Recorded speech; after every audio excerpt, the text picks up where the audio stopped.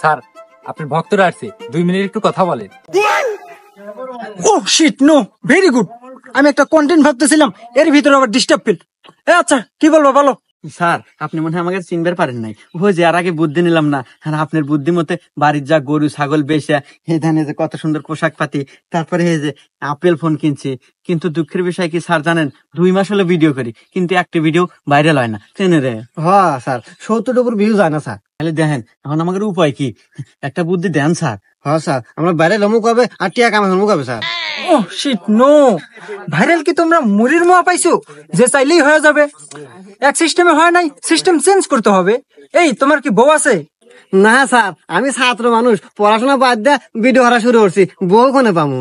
ও আচ্ছা, এই তোমার আছে? হ্যাঁ স্যার, আমার একটা বউ আছে, 3 মাস হলো বিয়ে করছি। তেনে রে? হ্যাঁ স্যার। এই তো লাইন পাওয়া গেছে।